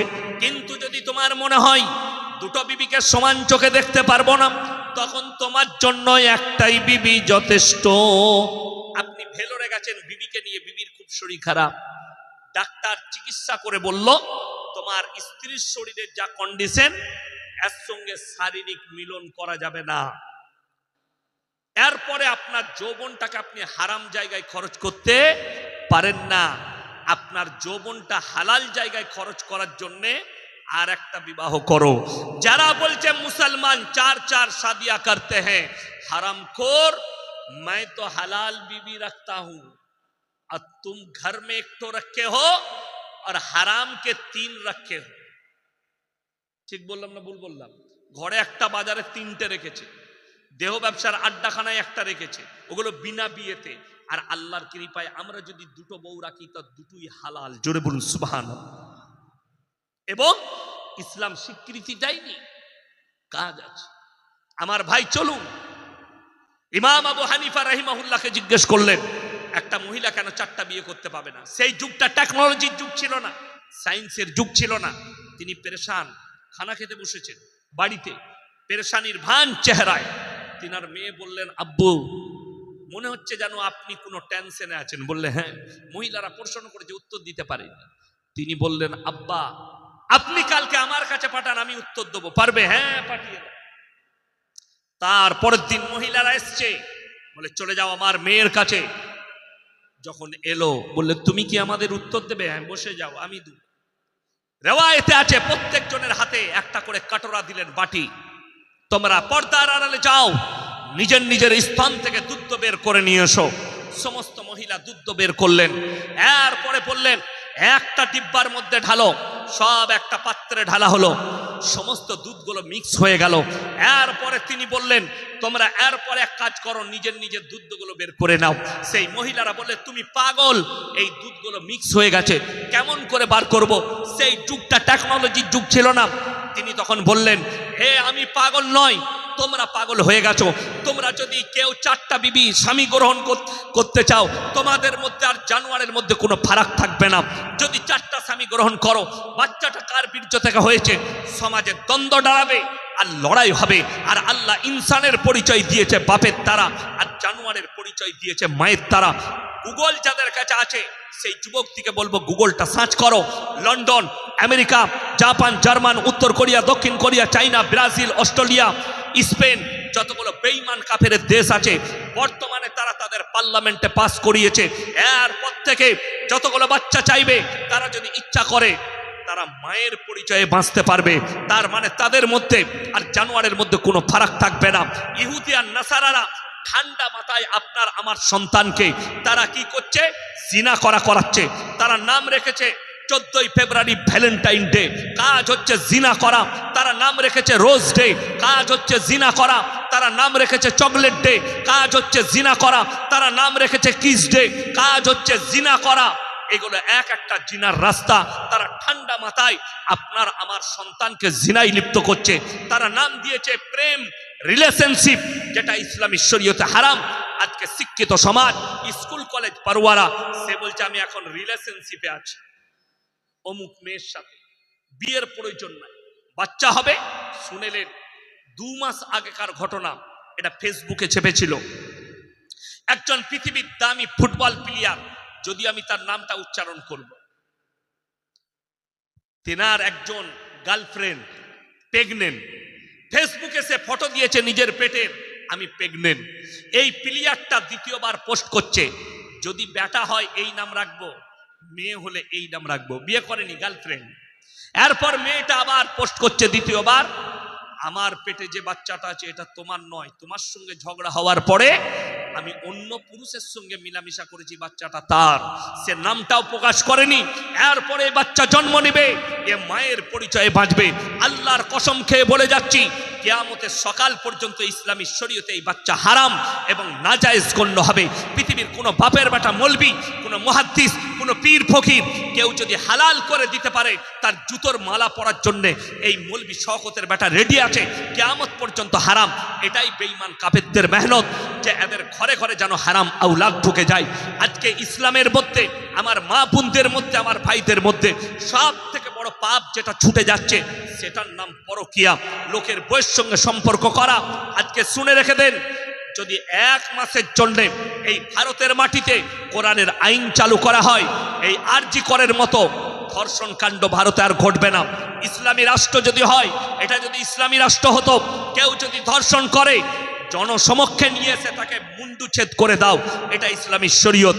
কোনো বিবাহিত মহিলা আর পুরুষ তারা যদি পরকিয়া করে, আর যদি তারা ধরা পড়ে যায়, রাষ্ট্র যদি ইসলাম হয়, কোরআনের আইন যদি চলে, তাদেরকে জনসমক্ষে নিয়ে এসে অর্ধেকটা পুঁতে পাথর মেরে হত্যা করে দাও, তা না হলে মুন্ডুচ্ছেদ করে দাও, চুরি করলে হাত কেটে দাও। যদি অবিবাহিত ছেলে মেয়ে তারা যদি পরকিয়া করে, তাদেরকে 100টা কুড়া মারো, যদি ইসলামী শাসন থাকে। আজকে বড় কষ্ট লাগে, আরজি করে যে মেয়েটা ধর্ষিতা হয়ে মারা গেল, তার জন্য আমি দেখছিলাম কলকাতায় এই লাল ঝান্ডা মালরা কিছু আন্দোলন করছিল। দিনের বেলায় আন্দোলন করছে, রাতের বেলায় মদ খেয়ে মস্তি করছে। বাস্তব কথা বলছি। আর কটা নাংটা নায়িকা, তাদেরকে আর খুঁজে পাওয়া যাচ্ছে না। কদিন পুড়িয়ে দেবো, বাড়িয়ে দেবো, বিচার চাই করলে। আমাকে খালি যদি 24 ঘন্টার জন্য প্রধানমন্ত্রী করেন, যতগুলো ধর্ষণকারী জেলে আছে এদের জন্য বিচার চলবে না, এদের মুন্ডুচ্ছেদ করতে হবে রাজপথে নামিয়ে। দ্বিতীয় খুঁজে পাবে না। অবাক লাগে, দুঃখ লাগে, যে দেশে ধর্ষণকারীর পক্ষে উকিল দাঁড়ায়, সেই দেশ কখনো উন্নত হতে পারে না। যে দেশে গোটা পৃথিবীর যতগুলো দেশ আছে তারা মাটি কুড়ে সম্পদ খুঁজে বেড়াচ্ছে, আর ভারতের মানুষ মাটির তলায় মসজিদের নিচে মন্দির খুঁজে বেড়াচ্ছে, সেই দেশের উন্নতি হতে পারে না। আজকে বড় কষ্ট লাগে, দুঃখ লাগে। আজকে যে দেশে আমি দেখলাম বারাবাঙ্কি জেলা উত্তরপ্রদেশে 2টো মাদ্রাসার ছোট ছোট তালবিলিম রাস্তা দিয়ে, আমাদের তালবিলিমরা আসরের পরে ঘুরতে যায় না, যাই বাজারে ঘুরে, রাস্তায় ঘুরে, সেই বেচারারা একটা বাজারে ঘুরতে গেছে, ফাঁকা ময়দানে পেয়ে ওই মাদ্রাসার ছোট্ট ছোট্ট 2টো তালবিলিমকে মাথায় থাপ্পড় মারছে আর বলছে জয় শ্রীরাম বল। ফেসবুকে আমার কাছে রেকর্ডিংটা আছে। বারাবাঙ্কি জেলা। আমার কষ্টটা ওই জায়গায়, दुखोटा ওই জায়গায়।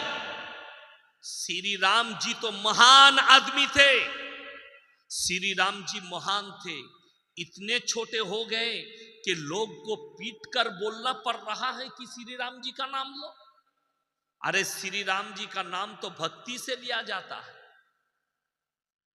আমি চ্যালেঞ্জ দিলাম, हिंदुस्तान के जितने कुत्ता मीडिया वाले हो, एक दलील लेके आओ किसी मुसलमान ने किसी एक हिंदू भाई को पकड़कर कहा कि नारा तकबीर अल्लाह अकबर बोल, किसी ने नहीं। एक दलील दिखाओ, फिर मैं कभी स्टेज पर नहीं चढ़ूंगा इंशाअल्लाह। एक दलील लेके आओ। बड़ी दुख की बात है, अरे श्री राम जी को भी शर्म आती होगी। ये हमारे लोग कैसे हैं जो हमारे नाम लेकर लोगों को मर्डर कर रहा है, लोगों को पीट कर मर रहा है। बड़ी दुख की बात है भाई, ये धर्म है? नहीं। सुन लो कुरान की बात, मुसलमान भी सुन लो, और जिनके कानों पर मेरे आवाज पहुंच रहा है वो भी सुन लीजिए। कुरान के अंदर है, वला तसुब्बुल्लज़ीना यदऊना मिन दूनिल्लाह फयसुब्बुल्लाह अदवम बिगैरि इल्म। তোমরা তাদের ধর্মকে গালি দিও না যারা আল্লাহ ব্যতীত অপরের উপাসনা করছে, তাদের দেবদেবীকে গালি দিও না, অজ্ঞাত অবস্থায় তোমার আল্লাহকে গালি দেবে।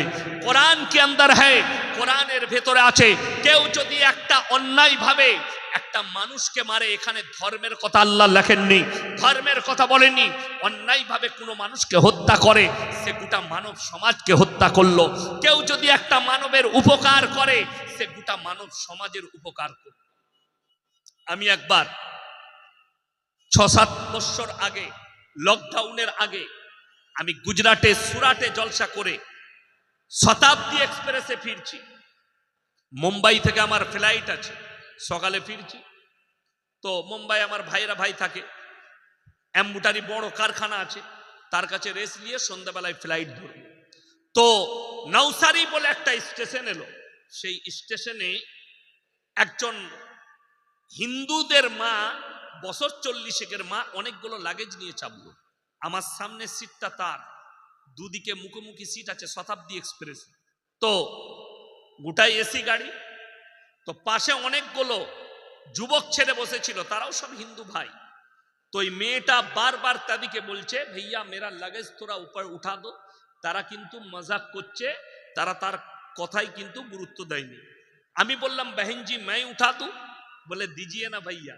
আমি ওগুলোকে নিয়ে ওপরে চাপিয়ে দিলাম, সিটে বসলো। ভদ্র মহিলা সিটে বসে কি বললো জানেন? ভাইয়া ভগবান আপকা মঙ্গল করে। সে ভগবানকে ডেকেছে, আমি তার উপকার করার কারণে আল্লাহ আমাকে আর বদলা দিবে। আল্লাহ রাসূল সাল্লাল্লাহু আলাইহি সাল্লামের হাদিস। তোমরা দেখো না তোমার বাড়ির পাশে কে বসবাস করছে, সে হিন্দু হোক, দলিত হোক, আদিবাসী হোক, খ্রিস্টান হোক, সে যদি ক্ষুধার্ত হয় খাবার দাও, বস্ত্রহীন হলে বস্ত্র দাও, বিপদে পড়লে পাশে দাঁড়াও। এটাই ছিল রাসূলের আখলাক। ইসলাম যদি কেউকে মার্ডার করা শেখাতো, ইসলাম যদি বদলা লিয়া শেখাতো, যেদিনে নবীজি মক্কা বিজয় করেছিলেন, মক্কার গলিতে রক্তর গঙ্গা বইত। আল্লাহ নবী যেদিনে মক্কা বিজয় করলেন, প্রত্যেকটা যে সমস্ত ভাই আমার বয়ান শুনছেন, হিন্দু মুসলিম থেকে দলিত আদিবাসী সকলের শোনা দরকার। আমার ভাই, আল্লাহ রাসূল সাল্লাল্লাহু আলাইহি সাল্লামের সাহাবীরা দাঁড়িয়ে গেলেন তলোয়ার নিয়ে, ইয়া রাসূলুল্লাহ আজকে বদলা লুব। আম্মার ইবনে ইয়াসিনের মায়ের দু পায়ে উট বেঁধে বেঈমানরা দুদিকে তাড়িয়ে দিয়েছে, আখ ফাড়ার মতো ফাড়া গেছে। সাইয়েদনা বেলাল হাবসি রাদিয়াল্লাহু তাআলা আনহু কোমরে দড়ি বেঁধে উটের পেছনে বেঁধেছে, পিঠের চামড়াটা কোমরে লেগে গেছে। হযরতে উসমান গনি রাদিয়াল্লাহু তাআলা আনহুকে হাত পা বেঁধে গরম বালুতে 40 দিন ফেলে রেখেছে, পানি দেয়নি। 40 দিন পানি দেয়নি। সমরকান্তের লাইব্রেরিতে এখনো সেই কোরআন শরীফ রাখা আছে। হযরতে উমর, হযরতে উসমান গনি কোরআন পড়ছেন, আর বেঈমান ফেলিয়ে বুকের উপরে ছুরি মেরেছে, রক্তের ছিটে কোরআনের আয়াতে লেগেছে। ফালা রাব্বিকা লা ইউমিনুনা হাত্তা ইউহাক্কিমুকা ফীমা শাজারা বাইনাহুম। সেই আয়াতে রক্তের ছিটে লেগেছে। সমরকান্তের লাইব্রেরিতে ঢুকলেই আপনার চোখ দিয়ে পানি পড়বে হযরতে উসমান গনির রক্ত, কোরআনের উপরে যেই ঢুকে তার চোখ দিয়ে পানি পড়ে। আজকে আমরা বদলা লব। আল্লাহ নবী বললেন, সাহাবীরা বসে যাও, আমি আল্লাহ নবী, দয়ার নবী, আমি দয়া করতে জানি, মায়া করতে জানি, ক্ষমা করতে জানি, বদলা নিতে জানি। আপনারা অবাক হবেন, হাজী সাহেব কে আছেন? হাত তুলে। উমরা করে এসছেন, হজ করে এসছেন, কেউ আছেন? হাত তুলেন। মাশাআল্লাহ। ওহুদের প্রান্তরে 70 জন সাহাবীর কবর লোহার ব্যারিকেড দিয়ে ঘেরা আছে। সেখানে একজন সাহাবী শুয়ে আছেন, তিনি হচ্ছেন নবীজির চাচা যান হযরতে আমির হামজা রাদিয়াল্লাহু তাআলা। যুদ্ধের ময়দানে বুকটা চিড়ে গলা থেকে কলিজা থর বার করে চিবিয়েছিল, তার নাম হিন্দা। আল্লাহর নবী হুঁটো করে বসে কেঁদেছিলেন, আমার চাচার সঙ্গে এ হাল কে করেছে। আল্লাহর হাবিব সাল্লাল্লাহু আলাইহি সাল্লাম যেদিনে মক্কা বিজয় করেছেন, সেদিনে কি বললেন জানেন? তোমরা আমার 5টা কথার উপরে আমল করো। নাম্বার 1, বৃদ্ধকে মারতে পাবে না। নাম্বার 2, বৃদ্ধাকে মারতে পাবে না। নাম্বার 3, শিশুকে মারতে পাবে না। নাম্বার 4, কাবা ঘরে প্রবেশ করলে মারতে পাবে না। নাম্বার 5, আত্মসমর্পণ করলে মারতে পাবে না। আল্লাহর নবীর সাহাবীরা সেদিনে বসে গেছেন। আল্লাহর নবী আওয়াজ দিলেন, হে মক্কার বেঈমান কাফেররা, আমি আল্লাহর নবী দয়া করতে জানি, ময়া করতে জানি, ক্ষমা করতে জানি, বদলা নিতে জানি না। আল্লাহর নবীর কাছে বেঈমান কাফেররা দলে দলে ঈমান আনছেন। হিন্দা নিজেকে ঢেকে নিয়ে আসছে। আল্লাহর নবী নিজের মেম্বার থেকে দাঁড়িয়ে গেলেন, উঁচু জায়গায় বসেছিলেন। নবীজি দাঁড়ালেন আর বললেন, এ হিন্দা, তোমার ভয় নেই, আল্লাহ তোমাকে ক্ষমা করেছে, আমি ক্ষমা করেছি, তুমি কলমাটা পড়ে নাও। কিন্তু তোমার চেহারা দেখলে আমার চাচা জানের কথা মনে পড়ে যাচ্ছে। তুমি কলমা পড়েছো, এরপর থেকে তুমি আমার সামনে কোনোদিন এসো না। জোরে বলুন সুবহানাল্লাহ। আল্লাহ নবী ক্ষমা শিখালেন। আপনি হচ্ছেন তার উম্মত, আমি হচ্ছি তার উম্মত, আপনি আমি তার উম্মত উম্মতি। আমরা একে অপরকে ক্ষমা করতে পারি না, অথচ আমরা মুমিন বলে থাকি। একটা ভাই একটা ভাইকে ক্ষমা করতে পারে না, অথচ রাসূলের হাদিস, এক মুমিন আর এক মুমিনের ভাই ভাই, আমরা একে অপরের উপকার করব। জোরে বলুন ইনশাআল্লাহ। আপনার কাছ থেকে যেন কেউ কষ্ট না পায়। রাসূলের হাদিস, তোমরা মুমিন ততক্ষণ হতে পারবে না যতক্ষণ পর্যন্ত তোমার কাছ থেকে তোমার প্রতিবেশী সুরক্ষিত নয়। জেনে রেখে দিবেন, যে জিনিসের চর্চা বেশি সেই জিনিসের দাম বেশি। নবীজিকে যত গালি দিবে তত নবীজির দাম বেড়ে যাবে। আমার ভাই, সবাই নিয়ত করেলেন যে আজ থেকে হাত তুলে বলুন তো, নামাজ কেউ ছাড়বো না ইনশাআল্লাহ। হাত তুলে নিজের পরিবারকে বলুন নামাজ।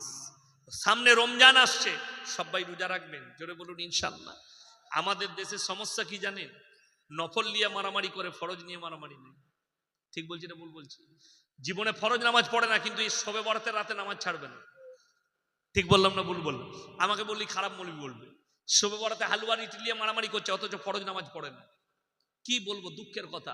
শবে বরাতে রোজা রাখছে, কিন্তু রমজান মাসে রোজা রাখে না। দুঃখের কথা। ফরজ ইবাদত গুলো বুঝুন, গুরুত্ব বুঝুন। শবে বরাতে কেউ যদি রোজা না রাখে কোনো গুনাহ আছে? কোনো গুনাহ নাই। শবে বরাতে নামাজ না পড়লে কোনো গুনাহ আছে? কোনো গুনাহ নাই। কিন্তু কেউ ফরজ নামাজ ইচ্ছাকৃতভাবে ছাড়লে গুনাহ আছে না নাই? আছে। লাস্টে বলবো, 3টা কথার উপরে আমল করবেন সকলে। জোরে বলুন ইনশাআল্লাহ।